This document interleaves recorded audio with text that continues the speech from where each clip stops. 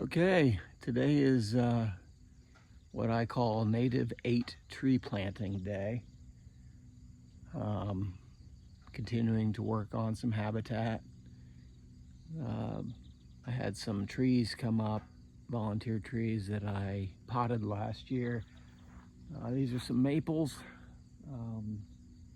I've got some stakes in there, some tree tubes. Over here, some tree tubes, stakes, shovel, weed whipper. So I'm gonna go out and plant some trees today and see what happens. So this first step in this is I'm weed whipping. Since I've let this kind of go and it's pretty high grass, I'm weed whipping a small area before I do anything, before I dig the hole. So that'll be the first step. And I'm just putting these kind of randomly throughout this hill. Okay, next step, start digging. There's my weed whip spot. Okay, hole is dug. Now we'll throw the tree in, see what happens. Okay, so I ran to the house to grab a utility knife. I'm gonna cut the plastic off. Some of these trees, they don't come out real easy, and the root ball isn't as developed. It's only been not even a year, probably 9 months. So I don't want to just pull it out and hope for the best. So I'm going to cut it off. Another thing that I was looking for was a hole punch.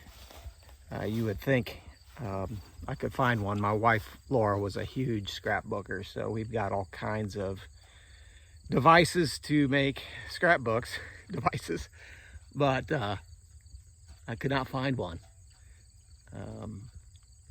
She made all kinds of scrapbooks for the kids over the years, and then that transitioned to, you know, Shutterfly books, electronic stuff that she liked to do. But anyway, found all kinds of stuff to make scrapbooks, but not a hole punch. So I will be going to get one. The reason I want to do that is these tree tubes are meant to slide over like a bare root tree that you plant, something small without limbs. I can't do that with the trees that I'm planting since they're a little bigger. So instead of just piercing a hole with a utility knife and probably having that tear open bigger, I'd rather cut a smooth hole, zip tie it, and I think that would last a lot better. So. Okay, we got the first tree placed in the hole. Dig it a little bit bigger than the size of the root ball. Throw some topsoil back in, and you can see there's not many trees here on this hill, so I'm concentrating on putting all the deciduous trees on the hill portion. That'll become my more wooded area. And of course you got the bottom ground down there. You can kind of see where the switchgrass is coming in, and I've got clover chicory paths in there as well. So pretty exciting getting my first tree in the ground here. And got about 8 of these maples that I'm gonna plant. And we'll see how long it takes. So I'm using these Blue X tree tubes. They're supposed to protect the tree from deer rubbing, and also if they're smaller trees, they kind of stimulate the growth up through them. So we'll give these a shot, see how they work with a bigger tree. I am going to trim off some of the smaller branches here to get that tube on there, and stake it, use some zip ties, and should be good for a while. Okay, I just wanted to say one more thing about the scrapbooking. Husbands, do not complain when your wife wants to spend money on scrapbook paraphernalia or spend money on Shutterfly to have memories. I can't tell you right now how precious those books are to me that Laura did, especially now with her being gone. And having those are priceless. Laura always said that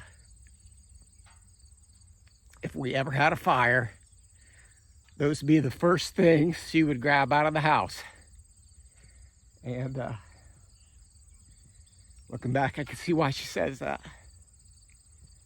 So, you know, don't complain about the money when it comes to scrapbooking. I probably rolled my eyes a few times and maybe complained a few times. Looking back, it was ridiculous of me to do. And actually, something even more precious now is I got into her Shutterfly account and I was able to find several books that she had started over the years. Some are almost done, some are done. She was waiting on 2-for-1 sales. So that's going to be a winter project of mine. Since I'm an outdoors guy, and the winter won't be a place that I'll spend as much time in the winter, as I'm going to go through and I'm going to get some of those printed off and enjoy what she did.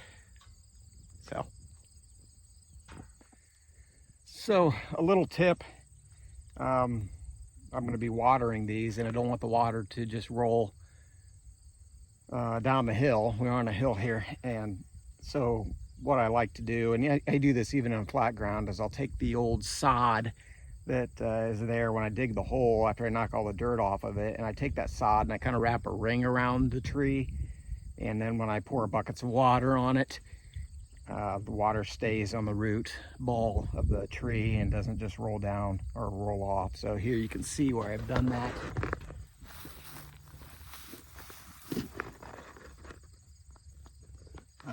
So just a small little tip. So here's an old school fence post driver. This thing I would guess is, I don't know, 75 years old. This was my grandpa hers. Funny enough, he and his family owned this land that I was able to purchase this year, at least a small portion, just 8 acres.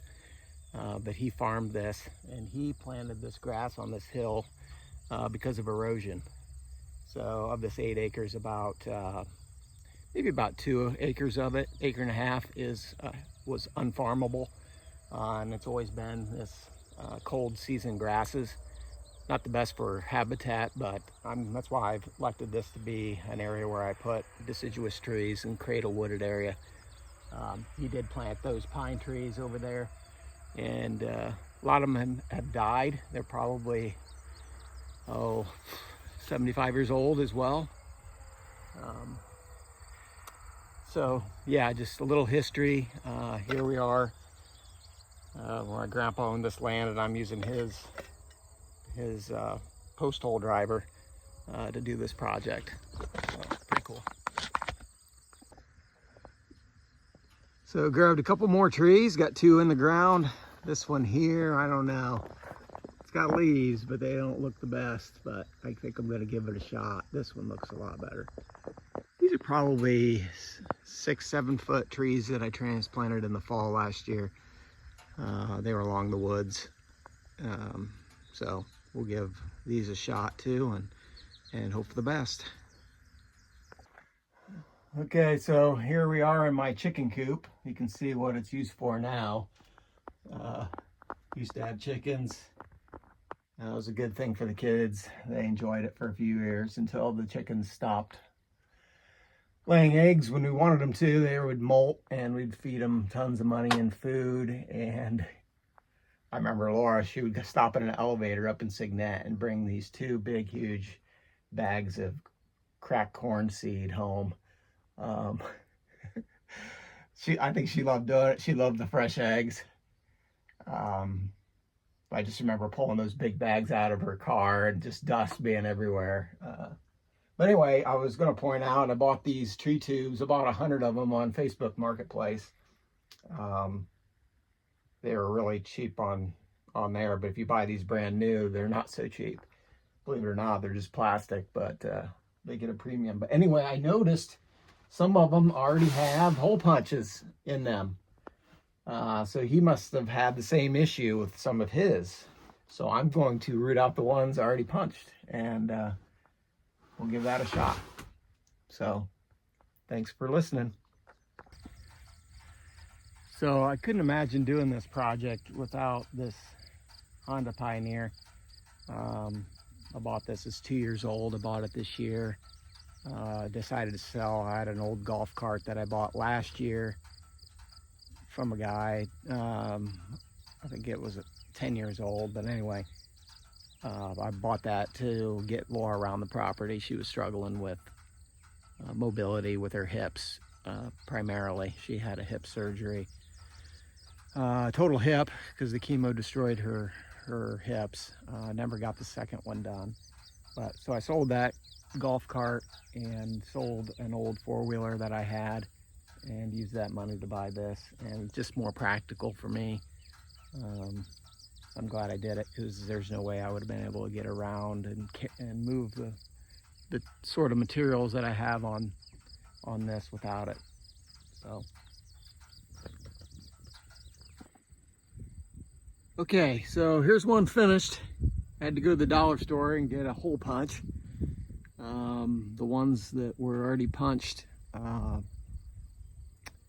they were not punched right. So what I also did was I added a lath stake here to my metal stake to extend that a little higher. The deer like to browse, so any leaves that would be protruding from the 4-foot stake, or the 4-foot tube here, anything coming out of that, they would eat off. So I'm extending this up probably another it's probably about 6 feet now, and the tree will come out through the top there. And one other tip here is at the bottom, you want to put dirt around and make this go into the ground a ways. You will get mice and other rodents will get under there, and they will chew the trunk of that tree up. So don't forget to do that. So the last thing here that I need to do is get some water and get a nice drink, and then let God do the work. Well, last step, 4 trees are planted. Time to water them. Filled up some 4-gallon buckets. Also threw in an old aquarium, throw a plywood top on that. Hopefully I don't lose most of it on my way out there. We'll take it slow and see what happens.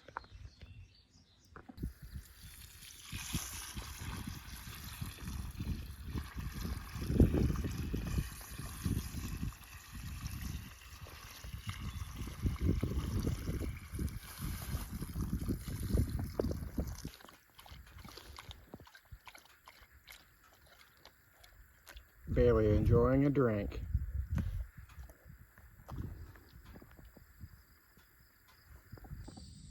All right, that wraps up our tree planting day. We got 4 maples planted on the hill there. You can kind of see them, and we got a lot more to go. But it was fun, and it got me outside, and that's what it's all about. Got to share some stories of Laura, and so anyway, keep moving forward, and I'll see you outdoors. Thanks for watching.